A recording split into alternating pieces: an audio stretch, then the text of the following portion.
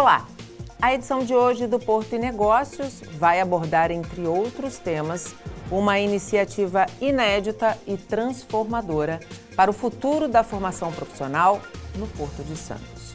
O Sindicato dos Operadores Portuários do Estado de São Paulo, o SOPESP, em parceria com o SENEP e a Prefeitura de Santos, deu o start para o primeiro curso de mecânica portuária, uma capacitação pioneira que vai formar 60 novos profissionais. Dentre eles, 15 mulheres para atuar em uma das áreas mais estratégicas das operações portuárias. Um marco importante para o desenvolvimento do trabalho portuário, para a qualificação de mão de obra e para a construção de novas oportunidades no maior porto da América Latina. Para falar sobre essa iniciativa, os impactos no setor e ainda sobre outros assuntos, nós recebemos hoje o diretor executivo do SOPESP, Ricardo Bolítzas. Seja muito bem-vindo, Ricardo. Obrigado, Nathalie, pelo convite. Obrigado, Tércio. Um prazer enorme estar aqui com vocês mais uma vez. Ainda mais para falar desse assunto que tem tudo para ser um case de sucesso para outros portos, né? Não tem dúvida. É um projeto que está dando muita satisfação para nós, né? E o projeto teve sua aula inaugural recentemente. E em 6 meses aí devemos ter 60 novos trabalhadores qualificados em mecânica portuária. Daqui da região. Daqui da região. Também está aqui comigo o diretor de Assuntos Portuários do Sistema Santa Cecília de Comunicação, Casimiro Técio. Para o último programa do ano, né? E que bom falar sobre esse tema no último programa do ano, né? Para começar o ano já com essas pessoas em franca capacitação. Obrigada mais uma vez. Eu que agradeço o convite, o Molítzas ter aceito o nosso convite. Molítzas, quero começar esse bate-papo perguntando como é que surgiu a ideia dessa iniciativa que, de fato, é inédita, vai transformar o Porto de Santos e pode ser utilizada, inclusive, como exemplo em outros portos, né? Não tem. Isso começou com uma discussão dentro do Conselho do SOPESP, de alguma dificuldade de algumas posições que eles tinham nos terminais e não conseguiam contratar. Estavam tendo que ir buscar fora de Santos. E isso aí meio que acendeu uma luzinha, né? Falei assim, bom, vamos entender melhor isso. E aí o nosso comitê de RH começou a fazer uma pesquisa com os terminais para saber quais eram essas posições que não se conseguia contratar, né? E surgiram 2 posições, na verdade. O de mecânico de equipamentos portuários e o eletricista de equipamentos portuários. E aí, baseado nisso, a gente começou a discutir como fazer para que a gente tivesse uma qualificação de pessoas da nossa região. Sim. Né? Porque o que chamou a atenção nessa conversa com os operadores foi assim, nós estamos indo buscar fora de Santos. E aí a primeira conversa que eu tive foi com a Secretaria de Assuntos Portuários e Emprego Santos, Bruno. O secretário Bruno, né? E aí a gente viu que tinha um banco de dados enorme de gente buscando emprego da região, né? Ali mais focado em Santos, tal, mas a gente queria atingir a região como um todo. Sim. E aí começamos a conversar com algumas pessoas de como é que a gente podia fazer isso. Aí entrou o SENEP junto com a gente, né? A própria Unisanta depois veio se juntar a isso também, né? E aí começamos a escrever o currículo desse curso, né? E o que a gente precisava. Então, isso tudo foi sendo feita a formação. Quem tocou esse assunto dentro do SOPESP foi a Marcele, né? Marcele que trabalha junto com o Comitê de RH e começou a trabalhar com relação a isso. E a gente viu que podia dar certo. Então, mas foi um trabalho de, acho que mais de 1 ano, para a gente montar tudo isso, juntar esses parceiros e agora, recentemente, a gente fez a aula inaugural. Você esteve presente com a gente. Exatamente, tive a honra de estar apresentando essa aula inaugural e ver a expectativa, né, de todo mundo que estava ali sentado, isso, ouvindo, já tendo a oportunidade de absorver um pouquinho do que vai ser ensinado, né, em sala de aula. E a gente tem, assim, são pessoas da região, sim, né, da Baixada Santista, entre 18 e 53 anos, né, com várias mulheres, que foi uma surpresa muito bacana para a gente, né? Por quê? Porque todas as pessoas, para se inscreverem nesse curso, elas precisavam ter já noção de mecânica. Elas não podiam chegar crua, né? Então, e para nós foi uma surpresa ter essa quantidade de mulheres, né? Aliás, a primeira, a mais bem avaliada é uma mulher, inclusive, não é? Mulher, E então a gente fez essa aula inaugural e agora eles começam um curso de 6 meses, né? O curso vai ser feito no Senep, com esse currículo que foi montado em conjunto, vão usar os laboratórios da Unisanta para fazer a parte prática, né? Então a gente é um projeto que deu muita satisfação para a gente, né? A gente está muito contente com o resultado. E é assim, a gente não vai parar por aí, né? Porque o resultado foi tão bom, e o que nos pareceu nessa pesquisa que a gente fez é que tem uma lacuna muito grande nessa parte técnica, né? A gente sempre falou qualificação, isso, né? Você tem gente com universidade, você tem muita gente, mas essa parte técnica tem uma deficiência grande de qualificação.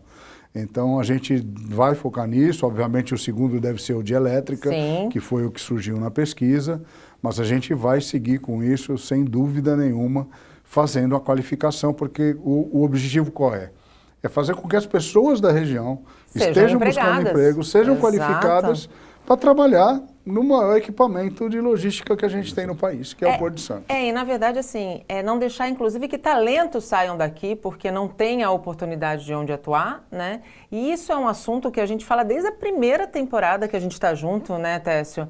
Eu me lembro de uma entrevista que a gente fez no Eldorado, quando o Eldorado ainda estava sendo construído, o terminal de Belog, e o Elcio, que é o diretor de RH, falou justamente isso, da dificuldade que eles tinham de encontrar mão de obra técnica qualificada. Mas isso é fruto da política educacional que o Brasil teve nos últimos 20 anos. Né?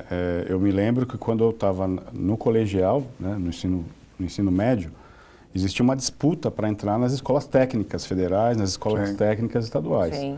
Curso mecânica, na época era processamento de dados. Isso foi se perdendo ao longo do tempo, né? Então, esse nível técnico, né, o tecnólogo, é escasso no mercado, né, e é justamente essa camada entre quem opera o equipamento e quem está com nível superior, fazendo a gestão do terminal ou a programação do terminal, e é fundamental ter essa camada de mão de obra dentro principalmente no setor portuário, que tem automação, tem manutenção, tem inspeção, é essa camada que tem essa deficiência de oferta de trabalho. Não é só Santos que vive esse problema, com certeza esse case vai ser levado para outros portos. O Brasil todo e os últimos governos priorizaram muito a universalização do ensino superior. Sim. Tenho críticas com relação ao nível de qualidade e deixaram de lado o ensino técnico, né? Então, esse tipo de iniciativa fortalece, e as pessoas acham que o nível salarial dessas pessoas é baixo, né? Não é. Inclusive, assim, hoje, quem se forma em tecnólogo de mecânica ou eletricista tem emprego garantido com uma massa, com nível salarial de muita gente que terminou o ensino superior e não está empregado, né? Então, assim, é um recado para quem acompanha a gente, que essa parcela do mercado de trabalho, ela é importantíssima e sempre vai ter oferta de trabalho. E a gente está falando também de um passo importante para o fortalecimento da relação porto-cidade, né? Quando a gente absorve a mão de obra daqui, a gente contribui muito para o olhar do cidadão que vai tirar o seu sustento da sua família do Porto de Santos, né? Isso foi o que mais chamou a atenção da gente, quando a gente começou a conversar sobre isso. As empresas estão indo buscar mecânico e eletricista fora de Santos. Não, peraí, né? A gente sabe da necessidade que a gente tem aqui de geração de emprego e tal, né? E foi aí que foi a fagulha inicial para a gente começar a olhar para isso. E é interessante, eu me lembro, não sei se o Molisses lembra, quando eu estava na autoridade portuária, a gente teve uma ideia de fazer um censo do setor portuário, que era entender quantas pessoas estavam empregadas no setor portuário em cada nível de qualificação, para entender qual era a demanda futura do nosso mercado, né? Até para orientar as universidades em que tipo de formação ofertar, né? A estratégia de formação de mão de obra passa pelo mercado que você quer entregar daqui 5 anos, daqui 10 anos. É planejamento, né? E aí eu me lembro, quando eu estava em São Sebastião, que deu um boom de segurança, técnico de segurança do trabalho. Aí a FATEC de São Sebastião começou a formar técnicos de segurança do trabalho e formou, e continuou formando, como se fosse uma formação contínua. Eu falei, chega. Você vai acabar com o salário do técnico de segurança do trabalho, porque vai ter tanto técnico de segurança do trabalho no mercado, e foi o que aconteceu. O nível salarial diminuiu, porque você tinha uma oferta muito maior. Muito grande. Então, olhar para esse censo e saber quais são os ofícios, as matérias, né, que são necessárias no setor é muito importante para justamente não ter esse efeito rebote que teve lá em São Sebastião. Você teve uma grande oferta de técnicos de segurança do trabalho e não tinha posto de trabalho para todo mundo. Né? Na aula magna que eu pude apresentar e aproveitei para aprender também, o professor que estava lá, né, ele disse de uma maneira muito clara que a gama de atuação desse mecânico é enorme, né? Não é única e exclusivamente, eu lembro muito dessa frase que ele falou, não é apertar apenas parafuso, muito pelo contrário, tem muita tecnologia embarcada, né, nos processos. Eu costumo dizer o seguinte, quem pensa só o mecânico, aquele cara que anda com martelo, com alicate e com a chave de fenda na mão, esse cara não existe mais. Não existe mais. Porque os equipamentos hoje são modernos, né? Todos têm telemetria. Sim. Então, na verdade, hoje ele trocou uma série de... Óbvio que tem a parte mecânica, né, física, mas hoje o diagnóstico de um equipamento desse é feito com um iPad na mão, conectado no equipamento, que você já identifica qual é o problema que o equipamento... Como é nos veículos hoje, exatamente. né? Exatamente, sim. E assim, a gente fez focado para o operador portuário, porque é o nosso foco, obviamente, trabalhar para o operador portuário, mas...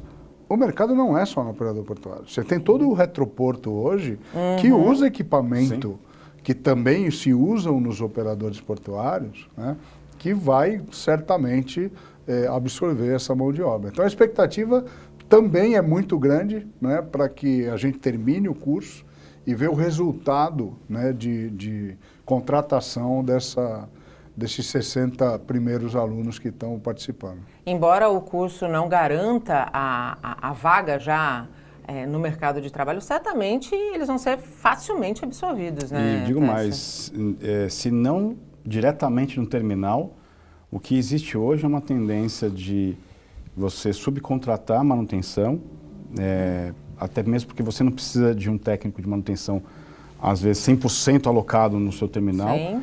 Você pode ter, por exemplo, uma equipe de manutenção prestando serviço para 3 terminais simultaneamente, inclusive economizando os custos do serviço de manutenção nesses terminais. Isso é uma tendência também. Então, se não diretamente no terminal, com certeza numa terceirizada, que provavelmente deve ser o grande potencial, né, que presta serviços de manutenção para os terminais. Né? No final, essa mão de obra está empregada em qualquer elo da cadeia, né? Diretamente, indiretamente, e como o Maurício colocou, você tem um nível de uma quantidade de retroáreas que utilizam equipamentos, né? E que o equipamento é o mesmo, obviamente, muitas das retroáreas diferem, né? Você tem mais RTG ou Heatstacker operando nas retroáreas contra um RTG numa área primária, mas assim, o técnico mecânico ele está preparado para operar e fazer a manutenção dos 2 equipamentos. Sem dúvida. Qual o papel do OGMO em todo esse processo, Molícias? O OGMO, nesse processo efetivo, ele não participou muito, né? Porque o OGMO, a gente tem o foco do OGMO é a qualificação do trabalhador portuário avulso, né? Aqui a gente está trabalhando uma outra gama de pessoas, né? Que são pessoas que vão ser vinculadas aos terminais. Então é um pouco, são momentos diferentes, não que a gente não esteja trabalhando em conjunto com o OGMO para a qualificação do trabalhador portuário avulso, mas é outro tipo de qualificação. Ao longo de 2025, aliás, ao longo dos últimos anos, ainda falando um pouquinho do OGMO, o SOPESP tem feito um trabalho muito importante e tem colhido frutos junto ao Ogmo. Que balanço você faz desse trabalho e dessa relação mais próxima, especialmente quando a gente sabe quais são os conflitos que existem na questão propriamente dita trabalhista, da questão do vinculado com o avulso, coisa que a gente ainda vai falar um pouquinho mais para frente no programa, mas pegando esse gancho do Ogmo. Olha, a gente mudou um pouco essa relação, e Tércio participou disso com a gente enquanto era a operação, enquanto estava na autoridade portuária. A gente mudou um pouco, essa relação sempre foi muito conflituosa, né, no passado. E o que a gente tentou fazer nos últimos anos foi diminuir esse conflito, né? Assim, de certa forma, acabar com esse conflito. Sim. O tema é espinhoso. Sim. Né? Então a gente não precisa gerar conflito com isso. As negociações são duras, são difíceis, né? Faz parte do jogo. Então a gente passou a atuar muito próximo, né, Ogmo e Sopesp, né, em tudo aquilo que a gente precisava fazer para melhorar esse ambiente, né? Embora algumas vezes não é compreendido e não é compreendido, às vezes, das duas partes, né, tanto do operador quanto do trabalhador. Mas veja, nos últimos 2 anos, nós conseguimos, isso depois de já uns 5, 6, você vê, nós já passamos aí 3, 4 anos negociando. Sim, negociando. Nos últimos 2 anos, nós fechamos 7 convenções coletivas de trabalho, com 7 sindicatos diferentes, coisa que não existia no Porto de Santos há décadas, né? Isso é fruto desse trabalho, né? Esse trabalho de negociação, foi muita negociação, foram anos de negociar, alguns mais, algumas discussões mais fáceis, outras discussões bem mais difíceis, né? Mas que a gente conseguiu chegar a um denominador baseado na negociação, né? Sem gerar grandes conflitos, e conseguiu assinar convenções. Nós colocamos, com essas convenções, nós colocamos dentro do sistema de trabalhador avulso, estamos colocando, porque tem gente que ainda está na parte de concurso, nós vamos colocar ao final 880 novos trabalhadores diretamente no sistema de trabalhador avulso, dentro do sistema do Ogmo, e vão ficar mais 740 já selecionados, porque caso haja necessidade, esses 740, num período de 2 anos... Cadastro de reserva. Isso, já podem ser chamados para fazer o curso e se integrar. Então, isso aí é algo inédito se você olhar aí 20, 30 anos para trás. É um amadurecimento necessário, né, Tércio? Porque o mundo está mudando, as relações de trabalho estão mudando, a tecnologia, a automação, a gente está falando aqui sobre isso, né? Não amadurecer este diálogo, não amadurecer esta visão, é um prejuízo grande para o próprio trabalhador, né? Acho que você usou a palavra acertadíssima, né? Amadurecimento. De todos os lados, né? Acho que amadurecimento do lado dos operadores, amadurecimento do lado de algumas lideranças sindicais. Não vou nem dizer que a alta liderança sindical, acho que o segundo nível das lideranças, que é justamente contestar a alta liderança. Eu me lembro que nessa época a gente comprou a briga da universalização da escala digital, né? Isso foi óbvio que a pandemia ajudou a empurrar isso, né? E fizemos uma operação de guerra lá. Eu até cruzei com o Evandro no evento, e ele falou, porra, naquele momento ali, se a gente não tivesse se unido, né, e teve sabotagem no sistema de escala, e a gente colocou o nosso time da autoridade portuária para trabalhar de forma colaborativa. Tivemos dias que estávamos todos juntos no Ogmo lá até, sei lá, meia-noite, 1h da manhã. O Tércio com a equipe dele, o Sopesp e o Ogmo junto para fazer... Para fazer acontecer, para fazer dar certo, né? Para um propósito único. É isso. E é muito isso, né? Porque, é amadurecimento porque todo mundo acha assim, não, você está do outro lado do balcão, então a gente está do lado oposto. Não é assim, né? E assim, se a gente não trabalhar de forma de concatenar, né, os resultados numa negociação com o trabalho, ou seja, precisa melhorar o ambiente de trabalho para o trabalhador precisa ser capacitado, o sistema de meritocracia é importante para os dois lados, né? Agora, quem não quer que as coisas melhorem, é porque quer jogar do contra. né? E é difícil, aí você expõe, quando você expõe uma liderança dessa, aí todos os outros pares começam a falar, porra, não é bem assim que o bumbum toca, né? Então e é isso, a transparência, modernização das relações e a automação, a digitalização veio para ajudar isso. Exatamente. Resiliência, é isso aí. Foram 4, 5 anos de discussões, algumas muito duras, né? Mas que no final o fruto veio. E a gente fala muito aqui, né? A nova geração da estiva, né? Do trabalhador portuário como um todo, né? Que é bom o nosso espectador saber que não existe só a estiva, né? No mundo inteiro se chama estivadores. É. Quem está na capatazia, quem está a bordo do navio, quem está em qualquer lugar do porto é estivador, né? No Brasil que a gente criou essa série de classes que pessoalmente acho que é desnecessário. Todo mundo é trabalhador portuário, uns mais capacitados que outros para operar equipamentos mais complexos e assim por diante, como se fosse uma carreira dentro da própria estiva. Mas o estivador do futuro são os filhos dos estivadores atuais. Que já nascem nessa geração tecnológica, né? Exato, já está com o iPad na mão, já está com o joystick na mão. Então, aquela imagem que a gente tinha do passado, do operador portuário grande, forte, ela está mudando, né? A automação está fazendo isso mudar. Óbvio que você precisa ter físico para poder fazer apiar um container no navio. Isso não vai mudar. Não vai mudar, você vai precisar ter uma pessoa que tenha força para fazer essa apiação, né? Ou uma máquina agrícola dentro de um navio ro-ro. Mas o que eu quero dizer é, hoje, com a automação, você tem a possibilidade de outras pessoas exercerem o ofício em qualquer condição física, né? Então você abre e diversifica o leque do trabalhador portuário. Então, em qualquer condição física e, na maioria das vezes, com muito mais segurança, o que é importantíssimo, né? Sim. A gente faz um rápido intervalo e volta já.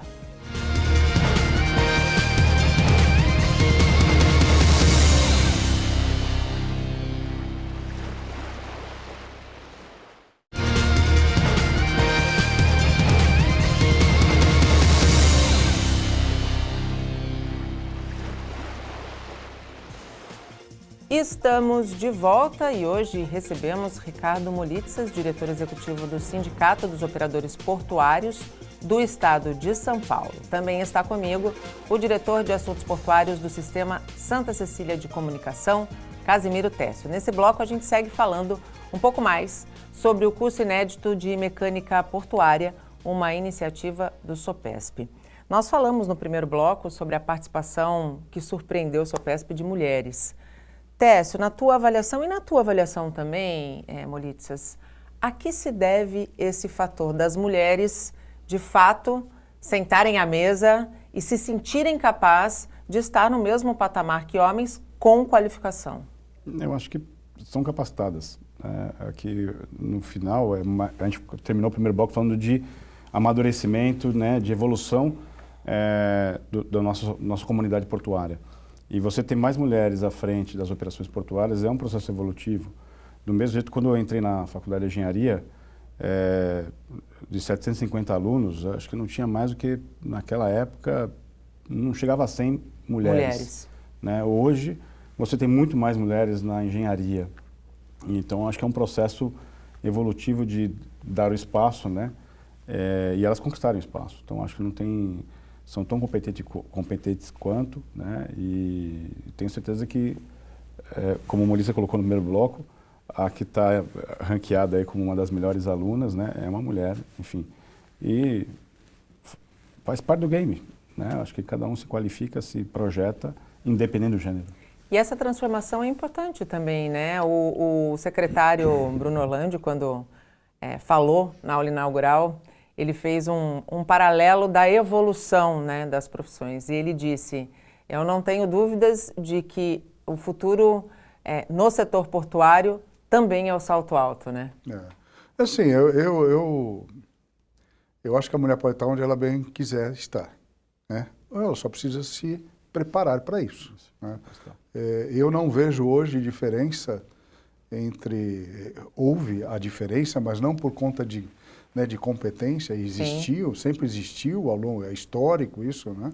Mas hoje, se você olha para o setor portuário, a quantidade de mulheres que você já tem dentro do setor portuário é muito grande. E eu acho o que diferencia hoje é competência, é qualificação, não é mais se é homem, se é mulher, né? O próprio Sopesp.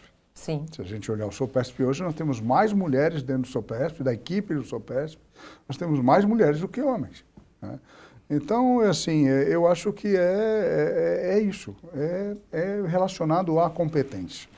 Não tem mais hoje dizer a mulher não pode estar aqui, a mulher não pode. Hoje nós temos mulher estivadora que entrou no concurso, nós temos mulheres consertadoras que entraram no concurso, nós temos mulheres operadoras de equipamento que entraram no concurso, né? Então, é assim, basta que elas queiram. Que elas queiram. E se preparem para isso, porque elas vão, sem dúvida alguma, participar do mercado em igualdade de condições. No final, eu acho que tem muito mais a ver com o ambiente de trabalho do que o canal de entrada, né? Eu me lembro que eu fui numa missão para a Inglaterra e uma das atividades da missão era, a gente teve um curso sobre como você criar um ambiente de trabalho inclusivo, né? Como receber qualquer tipo de pessoa, né? Eu digo assim, se você tem um ambiente educado, sim, qualquer pessoa entra nesse ambiente. E se sente confortável nele, né? Exatamente. Então, quando você tem um ambiente em que você tem linguagem chula, enfim... Preconceitos. Quinta série, né? Quinta série, isso. Quando a quinta série impera no ambiente de trabalho, você realmente tem para qualquer pessoa, né? E para qualquer segmento, não só o portuário, né? Sim. Não só o portuário. Não, isso vale para qualquer segmento. Isso. Então, assim, você cria um ambiente para receber, né? E aí você deixa o processo seletivo acontecer. Óbvio, a gente já sentou muita gente aqui no nosso estúdio defendendo políticas afirmativas, né, de cotas. É um assunto espinhoso, sim, né? Mas enquanto a gente estiver evoluindo dentro do ambiente portuário, garantindo equidade de acesso e um ambiente de trabalho que ele seja inclusivo, acolhedor, né? Inclusivo, acho que a gente está no caminho correto. A gente saiu, né? Teve uma segunda pesquisa da UISTA, né? Da ANTAC em parceria com a UISTA. A primeira mostrou 17%. A gente, um tempo depois, já subiu um pouquinho, 18%. A régua ainda está distante, mas eu acredito que está havendo amadurecimento também, né? Esse número, ele precisa ser não só em número, em quantidade, mas ele precisa ser também em posições de liderança. Sim. Tá, a gente ainda tem uma predominância masculina muito maior nos cargos de liderança. Esses 17%, por exemplo, ele não se aloca no primeiro escalão. Sim. Né? Quando você vai pegar presidências e diretorias do primeiro escalão do setor portuário, você tem ainda uma simetria muito maior ainda entre os gêneros, né? Tomara que com a saída da Flávia Takahashi no próximo ano, né, quem assuma o lugar seja uma mulher tão competente quanto ela, porque os legados foram deixados, né? E temos mulheres competentes para assumir essa vaga. Eu acho que essa questão do C-level, vamos dizer assim, é questão de tempo. É só questão de tempo, né? Porque as coisas vão caminhando. Eu tenho uma experiência de uns 15 anos atrás, pelo menos, mais, uns 20 anos atrás, na época de executivo de um grande operador logístico. E nós tínhamos um cliente que era um dos maiores importadores de vinho do país, que operava no nosso centro de distribuição. E a gente fazia os kits de entrega. E eu tinha muita avaria. Né? Garfo quebrava, uma série de coisas. Aí um dia eu resolvi tomar a seguinte decisão, assim, tira todos os homens dessa operação. Coloca mulher. E coloca em mulheres. 0 avaria. 0 avaria. Então é assim, isso obviamente é para mostrar, né, que é perfeitamente possível você fazer. Com certeza. E eu acho que o Tércio foi muito feliz quando está ligado muito ao ambiente de recepção dessas pessoas, do que propriamente da capacidade que a mulher tem de fazer ou não. Sim. Né? Essa aqui eu não discuto, essa aqui é indiscutível. Aqui, a apresentadora do programa Porto Negócio. Quando que a gente viu isso, né? Uma mulher falando com tanta propriedade como ela fala hoje do setor, né? Apresentando um programa junto com você, um programa tão técnico, né? Como é o Porto Negócios, que fala de assuntos tão importantes para o setor. Né? Então, isso não era, algum tempo atrás, ninguém pensava nisso. Né? Mas eu devo muito ao seu convite e eu nunca vou esquecer, porque o dia que eu recebi essa notícia, o Molitzes estava na sala e eu falei, eu não vou dar conta. Ele falou, claro que você vai dar conta. Né? Então, enfim, ainda bem que eu tive pessoas, homens generosos que acreditaram, o setor que me abraçou e eu sigo sendo uma aprendiz muito feliz. Eu sou... todos nós. Muito apaixonada por tudo que o Porto tem agregado à minha pessoa, enquanto profissional, porque eu acho que conhecimento nunca é demais, né? Mas é isso, o ambiente fez você chegar onde você está hoje. Exatamente. Né?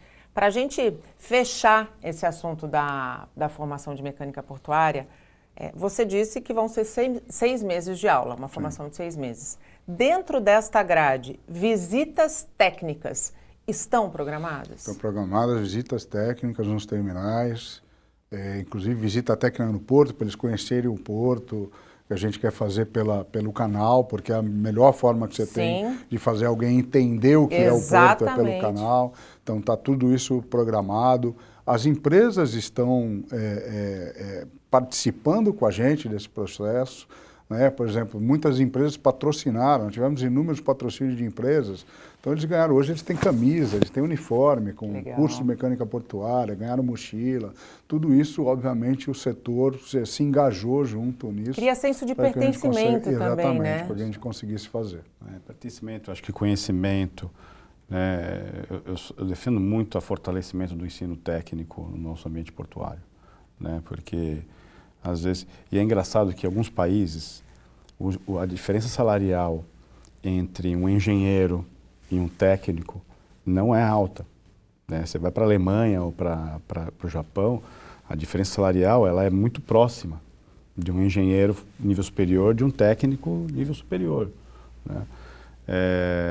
Eu acho que essa é uma boa prática para a gente valorizar essa mão de obra. E precisa.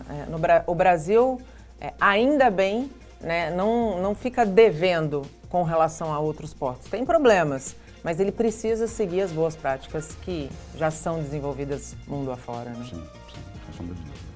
A gente faz mais um rápido intervalo e volta para a última etapa do Porto e Negócios. Não saia daí, até já.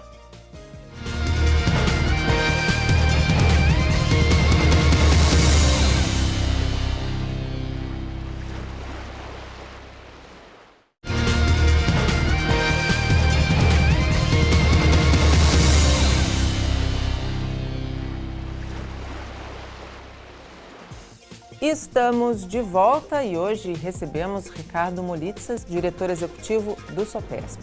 Também está comigo o diretor de assuntos portuários do Sistema Santa Cecília de Comunicação, Casimiro Técio. Esse último bloco eu quero dedicar a outros assuntos, porque no último dia 22 de dezembro o Sopesp celebrou 32 anos de atuação. É muito tempo desenvolvendo e trabalhando pelo operador portuário. Quais destaques você poderia fazer dessas mais de 3 décadas, Ricardo? Olha, isso nasce com a Lei de Modernização dos Portos, com a Lei 8.630, né, de 1993. Logo depois, o Sopesp foi criado. Ele começou como uma associação muito breve e depois já virou Sindicato dos Operadores Portuários. E estava todo mundo aprendendo naquela época, né? Essa é a verdade, né? Foi uma mudança importante que a gente teve no setor e ali foi a começar a construir o cuidado com essa relação porto-trabalho, né, do capital-trabalho, desculpe, essa relação capital-trabalho, a criação do OGMO, gestor de mão de obra, né? Então, assim, são 32 anos de muito trabalho, né? Muita dedicação de todo mundo que passou por isso. Eu tive a possibilidade, enquanto executivo de empresa, de ser do conselho do Sopesp durante muitos anos, né? Eu acho que foi uma evolução de um trabalho, né? E acho que a gente continua evoluindo, a gente tem que continuar evoluindo porque o mundo evolui, a operação portuária evolui, Sim. o operador portuário precisa evoluir Sim. junto com essa evolução. E a gente segue, a gente deu exemplo aqui agora de uma das ações do Sopesp ao longo de 2025, que deu um resultado que nos dá muita satisfação. Tivemos tantos outros ao longo de assinatura das convenções coletivas, de uma série de ações que a gente fez ao longo do ano, né? A entrada de novos trabalhadores através do concurso do OGMO. Então, assim, são muitas realizações ao longo desses anos, obviamente, cada uma ligada à sua fase, Sim. né? Porque vem fases, né? Se você olhar esses 32 anos para trás, foram fases que foram evoluindo, né? Mas, assim, eu acho que tem sido um trabalho muito bom do que vem sendo feito, né? Eu hoje, como diretor do Sopesp, me dá muito prazer trabalhar. Eu que trabalhei muito como executivo, Sim. hoje trabalhando em prol do setor, né? Porque, na verdade, é isso que eu faço hoje. E eu acho que a gente fez muito nesses 32 anos, mas a gente ainda tem muito por fazer por esses anos que vêm pela frente. Sem dúvida nenhuma. Teste, o Brasil é um país com muitos sindicatos, né? Quando a gente vê um atuante, né, e vê os resultados práticos, a gente entende qual é a importância da formação, não da formação, mas da estruturação profissional com foco de um sindicato, né?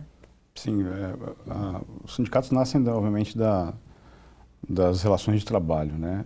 Isso já está na história. Histórico. No mundo da reabilitação contra o trabalho.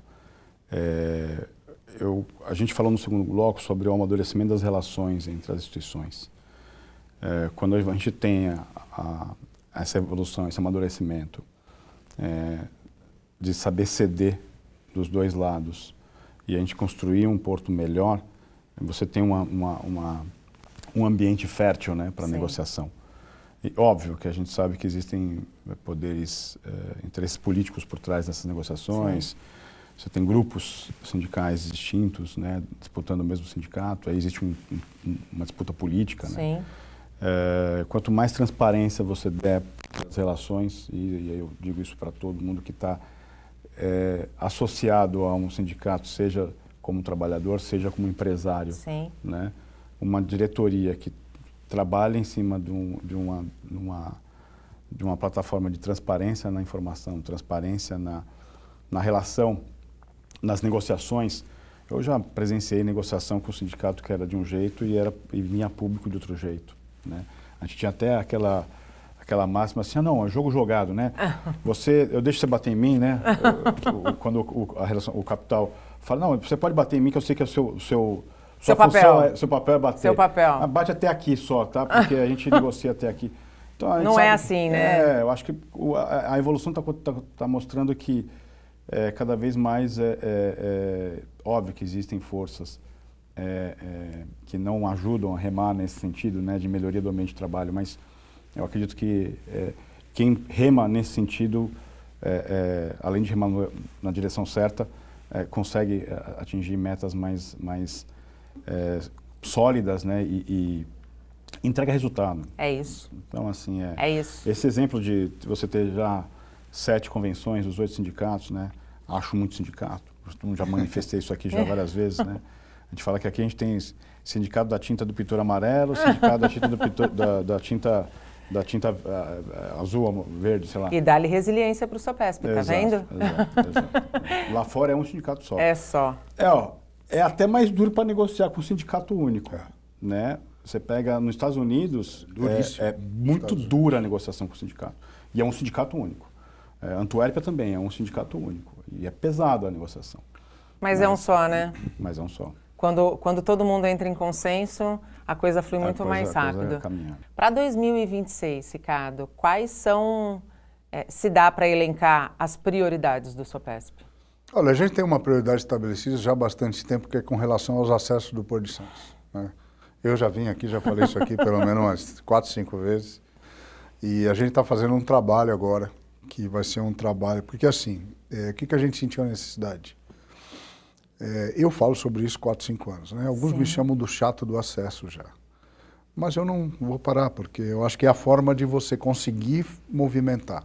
Se você para de falar, parece que a solução foi encontrada e o problema só está piorando, né? E, pois é que a solução não foi encontrada e nada foi feito até agora. E os gargalos só estão aumentando. E então, o que a gente resolveu em 2025 fazer? Nós resolvemos fazer um estudo, né, para que a gente tivesse a clara noção aonde eu consigo chegar com o que eu tenho hoje, se é que eu consigo chegar em mais algum lugar, e com as obras que estão previstas em elas acontecendo, aonde eu chego nos próximos 10 anos. Tá certo? Porque eu canso de falar, o comércio exterior brasileiro não vai parar de crescer. Sim. Santos não vai parar de crescer. Não. O Santos pode bater num limite que ele não consiga mais fazer além daquilo. E aí a carga vai sair daqui e vai para outro lugar. Portos. Exatamente. E tenha feito melhor a sua lição de casa. Exatamente. Mas nós contratamos 3 grandes empresas, né, muito capacitadas. Eu não vou falar o nome porque eu não tenho autorização para falar. Mas nós contratamos 3 grandes empresas, né? Uma que está coordenando esse trabalho todo, uma empresa que está fazendo simulação do rodoviário, inclusive com contagem de caminhões, com câmeras colocadas na rua, vamos fazer efetivamente a simulação, né? E uma outra grande empresa fazendo simulação de canal, sabendo o seguinte, onde é que eu estou, onde é que eu consigo chegar com o que está previsto. Até né? porque a gente tem o anúncio da possível concessão do canal de acesso, Sim. né? A autoridade portuária vai entrar em consulta pública. A autoridade portuária, antes de entregar a concessão, quer pelo menos sair de 15 para 16, né? Para que a gente chegue finalmente aos 17, que já se fala há mais de uma década.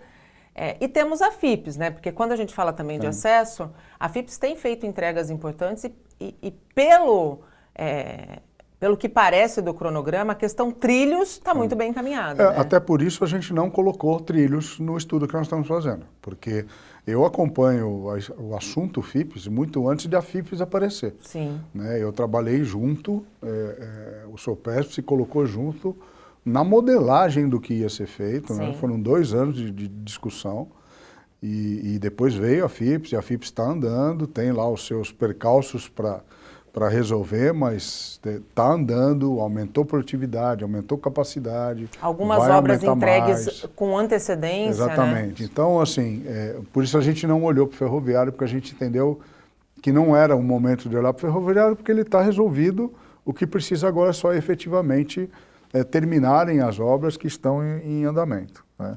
Então, eu acho que o ano que vem vai ser um ano de a gente mostrar para todo mundo esse estudo que está sendo feito. E aí não é mais o Ricardo falando.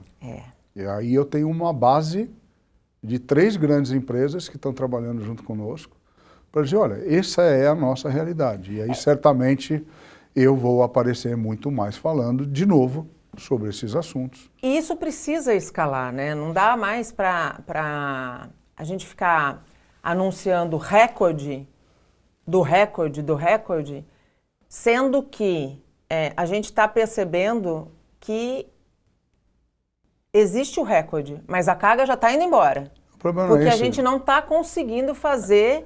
O problema é quanto custa. Exatamente. O recorde custa. Exatamente, exatamente. Mas é quanto custa. É outro número que eu já falei aqui e vou repetir. Os 240 milhões de toneladas que o Tércio, enquanto autoridade portuária, fez lá no planejamento, previu lá atrás, para chegar em 2040, a gente nós já vamos chegar 10 anos antes. Exatamente. Nós vamos chegar em 2030 nesse número. Daqui 4 anos. Nós vamos chegar em 2030. Sem nenhuma obra de infraestrutura já iniciada. Por exemplo, agora. Nós não temos. Nós temos as promessas, né? Nós temos o túnel, nós temos a Imigrantes, né? A terceira pista já autorizada, mas a gente sabe que todas as obras estruturantes não nascem e não terminam da noite para o dia, né? A duplicação da Tamoios lá no Litoral Norte. Foram 8 anos. Demorou, foi uma obra cirúrgica. São obras grandes, né, de infraestrutura que não são rápidas.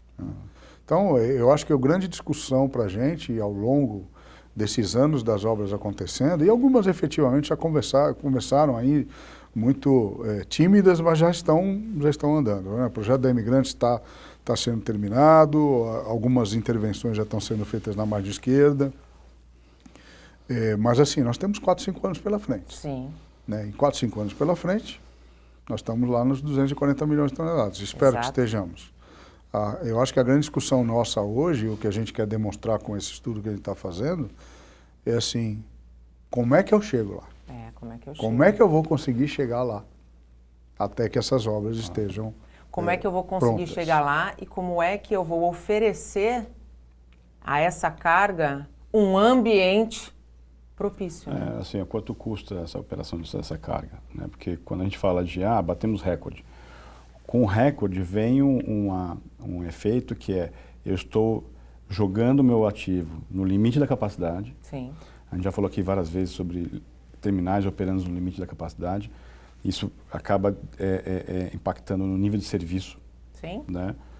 Isso, todos os portos do Brasil estão sofrendo o mesmo evento, não é algo só digno de Santos. Né? Você tem do Itaqui até o Rio Grande, você tem, quando tem pressão sobre o ativo, você aumenta a fila, você aumenta a demurrage, quem paga esse custo é o dono da carga. Você tem fila de caminhão para entrar no porto, quem paga essa conta é o afretador do transporte. Você tem pré-stack e às vezes a omissão é parte do efeito de aumento de capacidade. Sim. Aí um container, ao invés de estar dentro do seu prazo, né, operacional e ser embarcado no dia, ele perde 15 dias.